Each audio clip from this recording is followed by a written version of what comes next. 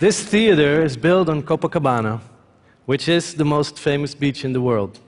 But 25 kilometers away from here, in the north zone of Rio, lies a community called Villa Cruzeiro, and roughly 60,000 people live there. Now, the people here in Rio mostly know Villa Cruzeiro from the news, and unfortunately, news from Villa Cruzeiro often is not good news. But Villa Cruzeiro is also the place where our story begins. 10 years ago, we first came to Rio to shoot a documentary about life in the favelas. Now, we learned that favelas are informal communities. They emerged over the years when immigrants from the countryside came to the cities looking for work, like cities within the cities, known for problems with crime, poverty, and the violent drug war between police and the drug gangs. So what struck us was that these were communities that the people who lived there had built with their own hands, without a master plan, and like a giant work in progress. Where we're from, in Holland, everything is planned. We even have rules for how to follow the rules. So the last day of filming, we ended up in Villa Cruzeiro, and we were sitting down and we had a drink, and we were overlooking this hill with all these houses. And most of these houses looked unfinished, and they had walls of bare brick, but we saw some of these houses that were plastered and painted. And suddenly we had this idea, what would it look like if all these houses would be plastered and painted? And then we imagined one big design, you know, like one big work of art. Like, who would expect something like that in a place like this? So we thought, would that even be possible? So first we started to count the houses, but we soon lost count. But somehow the idea stuck. We had a friend. He ran an NGO in Villa Cruzeiro. His name was Nanko, and he also liked the idea. He said, you know, everybody here would pretty much love to have their houses plastered and painted. It's when a house is finished. So he introduced us to the right people, and Vitor and Mauri became our crew. We picked 3 houses in the center of the community, and we start here. We made a few designs, and everybody liked this design of a boy flying a kite the best. So we started painting, and the first thing we did was to paint everything blue. And we thought that looked already pretty good. But they hated it. The people who lived there really hated it. They said, what did you do? You painted our house in exactly the same color as the police station. In a favela, that is not a good thing. Also the same color as the prison cell. So we quickly went ahead and we painted the boy. And then we thought we were finished. We were really happy. But still, it wasn't good because the little kids started coming up to us and they said, you know, there's a boy flying a kite, but where is this kite? We said, it's art. You know, you have to imagine the kite. And they said, no, we want to see the kite. So we quickly installed the kite way up high on the hill so that you could see the boy flying the kite and you could actually see a kite. So the local news started writing about it, which was great. And then even Guardian wrote about it. Notorious slum becomes open-air gallery. So, encouraged by this success, we went back to Rio for a second project, and we stumbled upon this street. It was covered in concrete to prevent mudslides, and somehow we saw a sort of river in it. And we imagined this river to be a river in Japanese style, with koi carp swimming upstream. So we decided to paint that river. And we invited Rob Admiral, who is a tattoo artist, and he's specialized in the Japanese style. So little did we know that we would spend almost an entire year painting that river together with Giovanni and Robinho and Vitor, who lived nearby. And we even moved into the neighborhood when one of the guys that lived on the street, Elias, told us that we could come and live in his house together with his family, which was fantastic. Unfortunately, during that time, another war broke out between the police and the drug gang.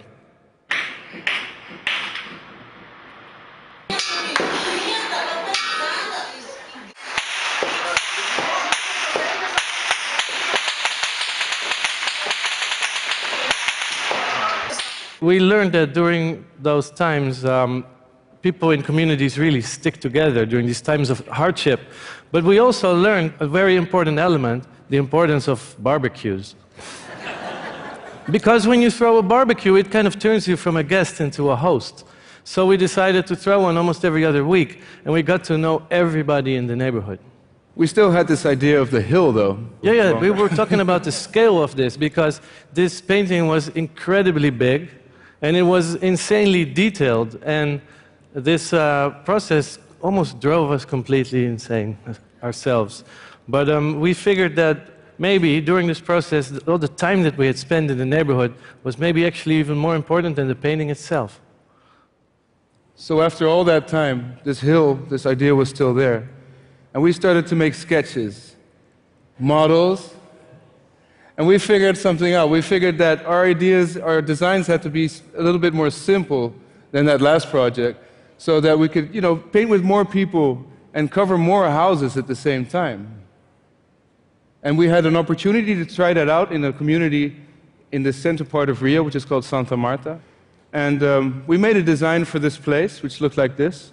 And then we got people to go along with it, because it turns out that if your idea is ridiculously big, it's easier to get people to go along with this.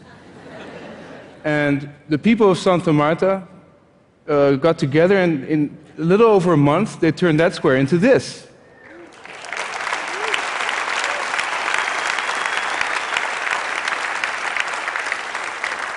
And this image somehow went all over the world.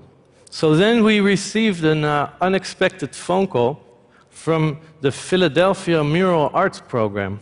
And they had this question, if this idea, our approach, if this would actually work in North Philly, which is one of the poorest neighborhoods in the United States. So we immediately said yes. Now we had no idea how, but it seemed like a very interesting challenge. So we did exactly the same as we did in Rio, and we moved into the neighborhood and started barbecuing.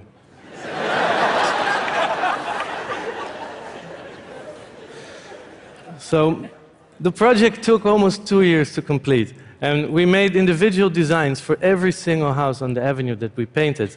And we made these designs together with the local store owners, the building owners, and a team of about a dozen young men and women. They were hired, and then they were trained as painters. And together, they transformed their own neighborhood, the whole street, into a giant patchwork of color.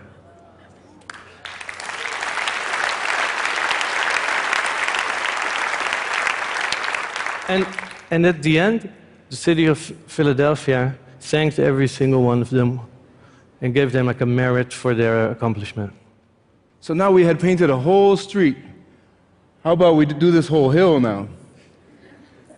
We started looking for funding, but instead, we just ran into questions. Like, how many houses are you going to paint? How many square meters is that? How much paint are you going to use? And how many people are you going to employ?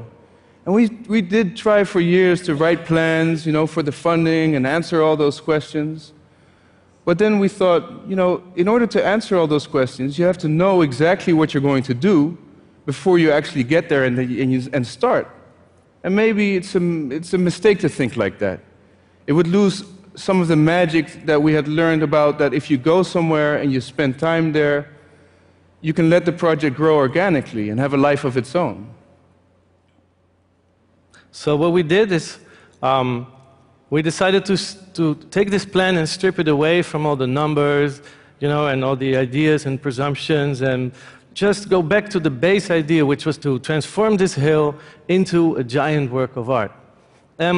Instead of looking for funding, we started a crowdfunding campaign, and in a little over a month, more than 1,500 people got together and donated over $100,000. So for us, this was an amazing moment, because now we finally had the freedom to use all the lessons that we had learned and create a project that was built the same way that the favela was built, from the ground on up, bottom up, with no master plan.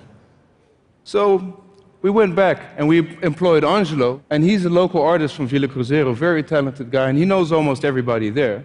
And then we employed Elias, our former landlord, who invited us into his house, and he's a master of construction. Together with them, we decided where to start. We picked this spot in Villa Cruzeiro, and houses are being plastered as we speak.